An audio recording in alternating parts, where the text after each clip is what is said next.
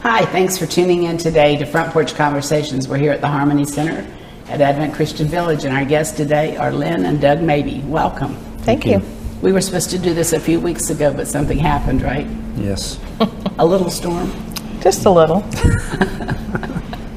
Well, for our viewers, that was our hurricane that set all kind of records, but what the records are that we're setting right now is phenomenal. Unfortunately. Recovery and blessings that everybody was safe. Right. Right. Well, who wants to go first and say where they were born and where they grew up? Go ahead, Lynn. I was born and raised in northern Vermont, Morrisville, Vermont, about 40 miles from the Canadian border. Do you have brothers and sisters? I do. I have 3 brothers and a sister. My oldest brother has passed away, so there's just the 4 of us now. But yeah, that's...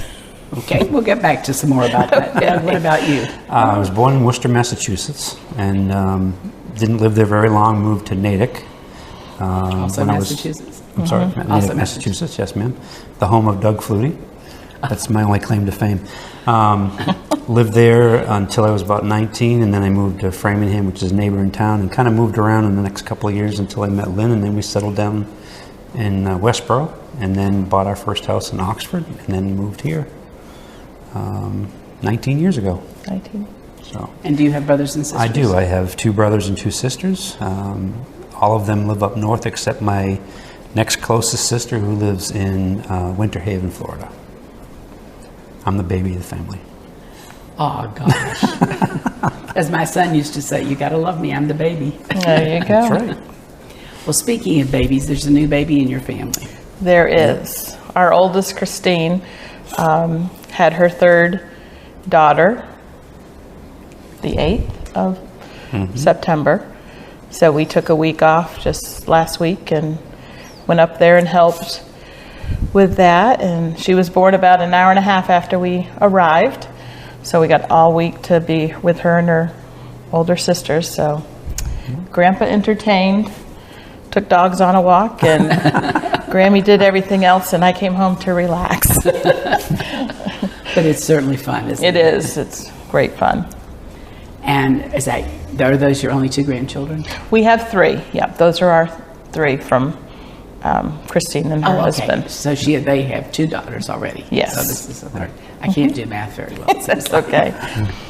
What would you say, Lynn, are your fond memories growing up? Oh, goodness. Family. Being from the Northeast, of course, we had the snow, and we always had snowmobiles that my father would tinker on, and we would do. What was a fond memory was we had a big front yard. We had a big driveway, but a big front yard, and my dad would go out there and he would flood the whole yard. And we had banks and he made goals for hockey. I was the only girl that would play goalie. So that was great fun. It was just being with family, and we had summer things too, boating and being on a lake, and but yeah, this family is big. And do you miss the snow? I do and I don't. When we moved, Doug said if he ever saw another snowflake, it would be too soon. But I said I missed it because when we moved down here, our girls were still young. Alex hadn't been born yet, but I missed it for them. And but not so much anymore. If we go back for a week or so, but not. It's been a while, unfortunately. It has been. Doug, what about you? When you asked that question, 3 distinct memories came to mind. It wasn't that I didn't like snow. I didn't like shoveling it, didn't like snow blowing it. I liked to play in it. The blizzard of '78. We had 46 inches of snow in 2 days' time, and we had 2 weeks off from school.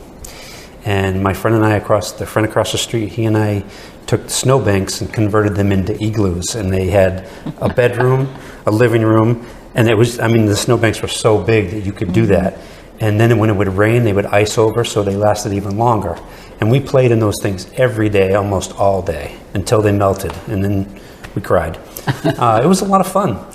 Summers were the best. I had a lake that we went to. My family went to Lake Fairley, which is about an hour and a half south of her lake. In Vermont. In Vermont, yep. Just north of White River Junction. We'd go there for 2 weeks every summer, and my grandmother had a house across the lake, so we'd go back and forth and just spend a lot of time there, and just great memories. And my mother always said it was amazing God worked out that I actually married a lady from Vermont with a lake. My uncle had deeded his cabin to the camp that built around his cabin, and when he gave that away, I still had a house to go to on her lake. So it was great for a long time, and now that's not in the family either. So we kind of You're lakeless now. We're lost our lakes. I feel bad for my kids. They didn't get to grow up at a lake as much as we were able to. Yeah. So. But the funniest one was, I mentioned not liking to shovel snow, but my brother went in the Air Force and he shoveled snow for a lady called Mrs. Dimitri. And she was Greek, and she made baklava. And she would call and say, "Is Tommy there?" And he would rush over and shovel her driveway for $10 and get a piece of baklava. When he went to the Air Force, I got the job. And the baklava. So, yes. And the baklava. It was a good gig. So when you had that 43 inches of snow, not growing up in snow, how did you get out of your house? Wasn't easy. We had to shovel for the first day and a half to make a path, but once we got the work done, we got to play. So it was fun. What about schooling? Did you go to the same school? Or this? No, being from Vermont and him Massachusetts, we went to separate schools, obviously. I went all the way through 12th grade and graduated, and I had thoughts of going to cosmetology school, but that didn't pan out, and I ended up moving to Massachusetts about 6 months to a year after I graduated, and I took care of my brother and my nephew.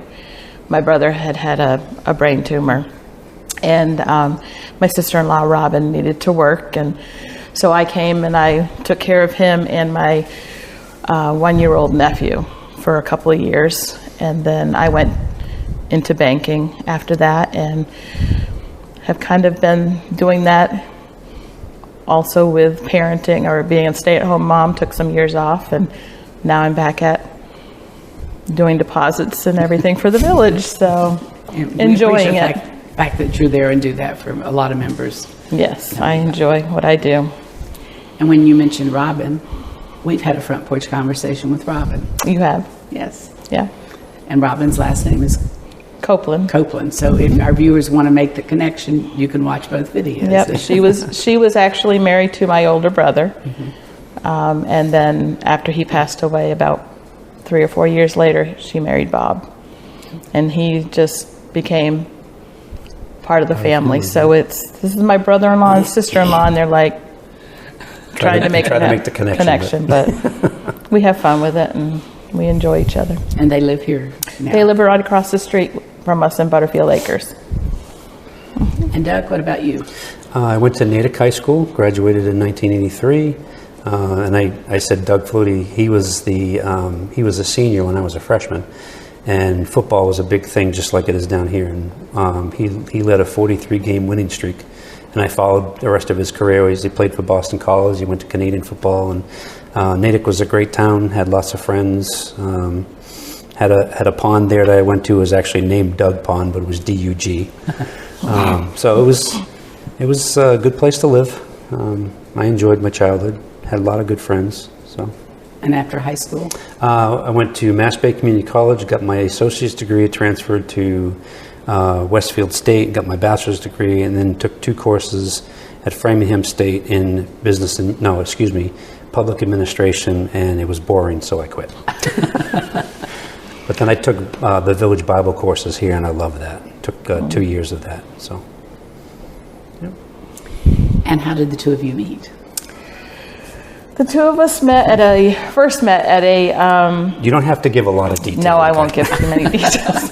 At a church picnic in August of '87. It was a couple months after my brother passed away, so I wasn't really looking for anybody. Come Mother's Day, his parents went to our church. We all went to the same church in Oxford, Mass. And he came to be with his mother on Mother's Day, and they sat in front of us. My parents were there, and he was having a hard time finding a hymn page. So unlike me, I reached over and this is the page. And so, but a backstory, his father said, I have 2 sons that aren't married. Which one do you want? Because I want you as a daughter-in-law. So well, that's quite a recommendation. I guess. So the next week we did lunch at his parents' house and went to a Methodist camp meeting they were planning. And then we walked in a park in Worcester and talked for hours, and here we are 34 years later. You didn't tell the good part, though. What? That's why I always ask both. Oh, I'm sorry. Both parts of the couple to tell the story, because it's not often the same one. Yes. Or often it's not So the same. I will back up to the church part. Totally out of character. It was a God thing, because we probably wouldn't have met had she not done that. But at our meeting, at our date, our first date, I went to kiss her and I fell in a hole. But True story. Even though I'm a klutz, she stayed with me. So about 8 months later, we got engaged, and 8 or 9 months after that, we got married. Yep. So. And how did you come to Florida? How long had you been married? I was doing youth ministry at Oak Hill Bible Church. Started that in 1992, and had been doing it for about 12 years. And during the school vacations, once we first had kids, we would travel down here to visit her sister Pam and her husband Tim Carver, who's the pastor at First Avenue in town. And we'd come during school vacations, and I would kind of network and just meet people to go to Rotary with Tim. And I was looking to move. I was at John Hancock, and I kind of did reached the level I could, and was getting kind of frustrated and stressed out. So I was looking, and Craig called me and asked me to come down for an interview at Camp Swanee. And I did the interview, and we had so many similar notes, and went back, and he called me, and the rest is history. Here I am. 6 weeks later, we were packed up and moving. Moved 3 girls down here. Best move we ever made in our lives. So. And so that you became the director at Camp Swanee, is that the position? Then you hold that along with some other job titles, right? Right. Yeah. It's funny because the youth ministry is what got me down here, but that's my fun job. I mean, I like working at the village too, but there's a special place in my heart for kids and ministering to them, and so that's the thing that drew me down here. Excuse me. So. Well, tell us about your children. Our children.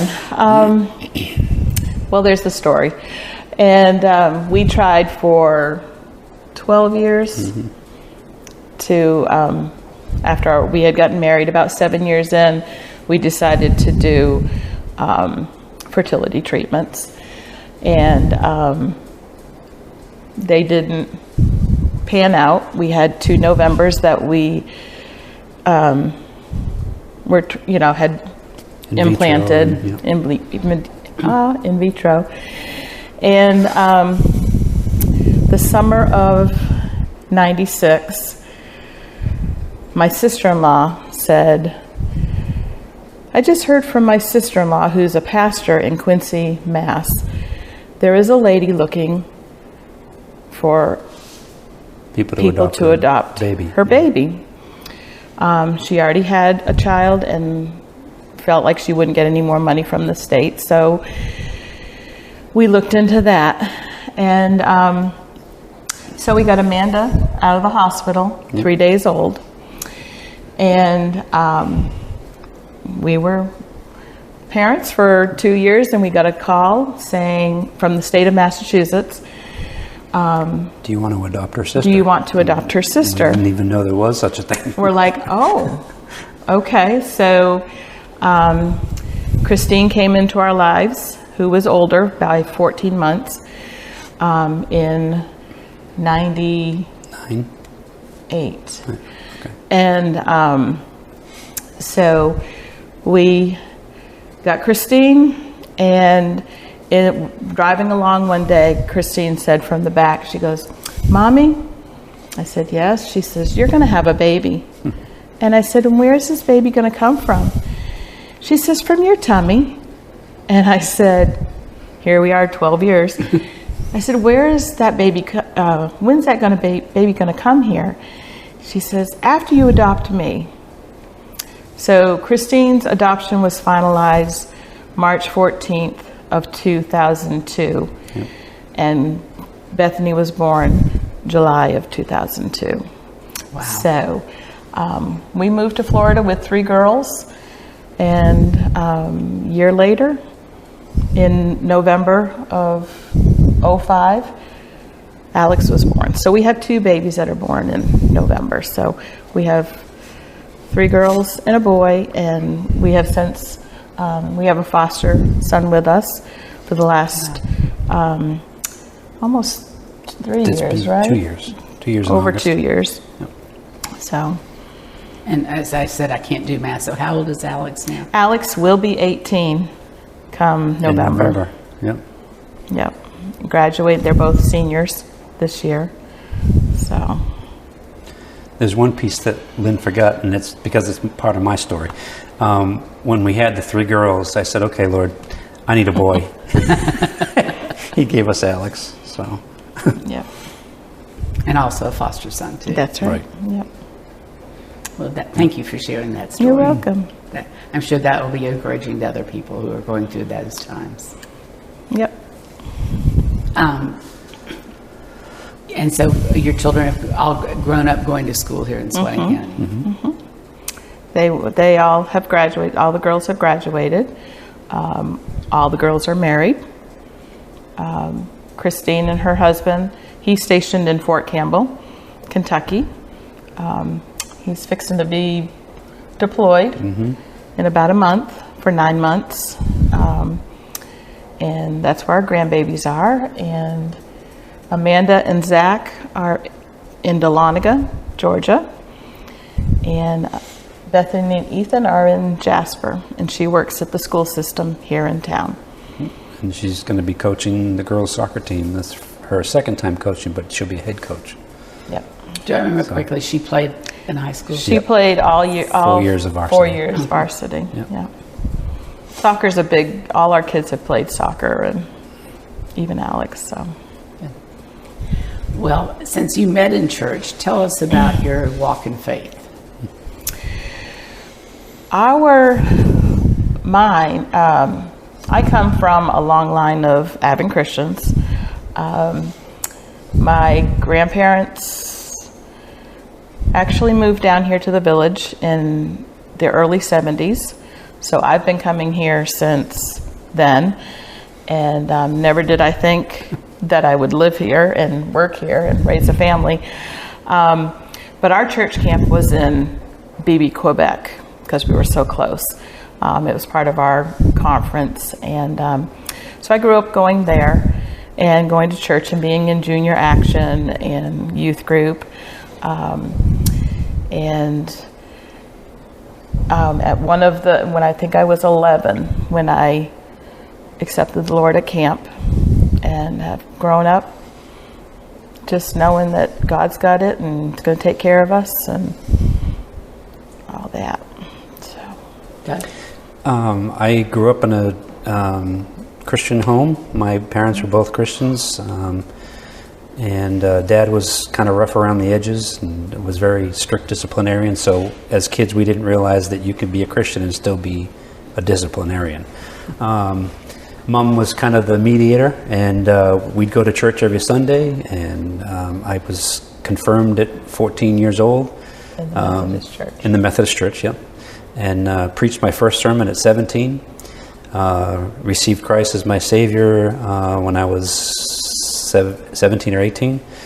But realized later on that I did it for the wrong reasons. Did it because my cousin was doing it, and it showed in the way I lived my life in my high school years, and had a rededication experience at that same cousin's wedding on March 12th, 1988, and rededicated my life to Christ, and I've been serving Him full time ever since.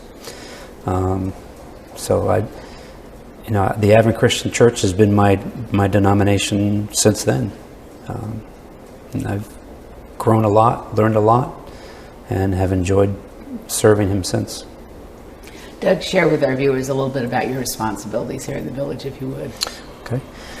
I'm the director of guest services at Conference and Retreat Center in Camp Swanee, and I direct all the operations there for the lodge, Camp Swanee, the cottages, Harmony Center, and I also manage the pool and do some CPR recertification for nursing staff here and there. And I think that's it. That's a pretty good summary. That's a list. Yep. You'll soon be empty nesters. Mm-hmm. Do you have things on your bucket list you'd like to do at that point? Yeah, we have always wanted to get a RV and travel. As a kid, we traveled quite a bit. My dad worked a lot. He owned his own plumbing and heating business and a hardware store, but we always went on a trip. And so I've seen a lot of the United States, and Doug has been to parts, but we would like to do that. So we've told all our kids that they have to have a place for us to park our RV when that time comes. So they're working towards that.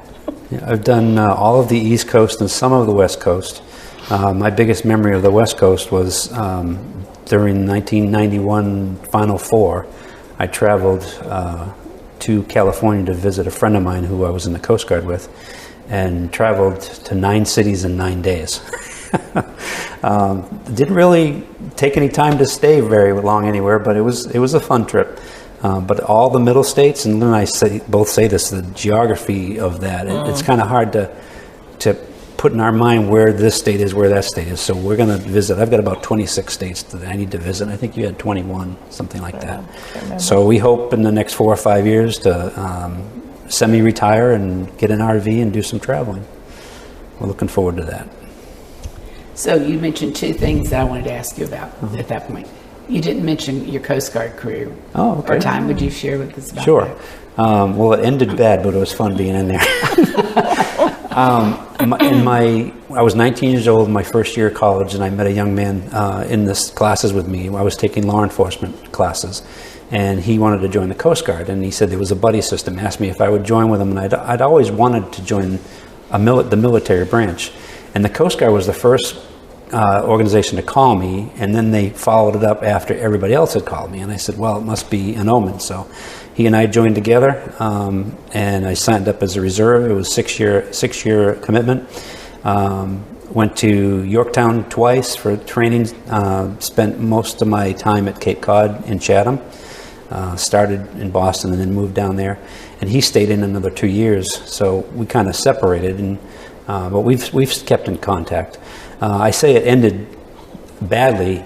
My 2 weeks, you had to do 2 weeks every summer. My last 2 weeks of duty, they tried to get me to re-up. And I decided, no, I wasn't going to. I wanted to focus more on my career, and I was in kind of law enforcement already. And I decided I wasn't going to. So the chief that was at the station was actually a former reserve. So I don't know why this happened. You'd think he would have been sympathetic, but he made me mow the lawn several times that week. And you heard the obvious things. You're supposed to be out on a boat and you're mowing the lawn. And I told him, I can go home and mow the lawn, so I'm done. And I wrote a letter to the commandant of the 1st District Coast Guard and told him what happened. 2 years later, I applied to go into their internal affairs, and I got a decline letter, and I think it's because of that letter I wrote. But it was... So it's a family joke. Yeah, they like to pick on me for mowing that he mowed the lawn in the Coast Guard. But it was an interesting experience. I learned a lot, saw a lot of things, and we always say the Coast Guard doesn't need a war to go to work. Very proud of the branch and what they do. Part of Department of Security. So it's just I'm proud of having done it. And I do think sports has played a little part of your life. A little bit. A high role. Yes. What is your favorite sport and your favorite teams? Well, I coach soccer, but that's really not my favorite sport. My favorite sport is probably baseball. Close second, football. Red Sox, Patriots. I'm a Boston fan across the board. Celtics, Bruins, Boston College. I have a Southern college team, and that's the Georgia Bulldogs. And for you, I'm appreciative. Yes. I can't root for FSU because I'm a Boston College fan. They're in the same conference, and I rooted for Florida when Tim Tebow was there. But when he left, I went to Georgia Bulldogs. Good job. What would you like to share that I haven't asked you about? I have no idea. Well, Doug, Lynn said that she had never expected to live here, even though she had been here a long time. Mm-hmm. What were your first thoughts about? Well, I had never heard of Camp Swanee when I came down for the interview. I had heard of the Advent Christian Village because of my my ties with the Advent Christian Church. Knew that Lynn had some family here, so I didn't really know what I was getting into, but it's a lot more than I ever expected. It's been a great 20 years, and I look forward to however many more the Lord wants us to be here. It's been a good place to raise a family. It's been great. Yeah. Couldn't be better. Mm-hmm. And a good place to be a part of community, too. Yes, ma'am. Mm-hmm. Yeah. Well, thank you both so much. Well, thank You're you. welcome. Thanks for watching, and come back again.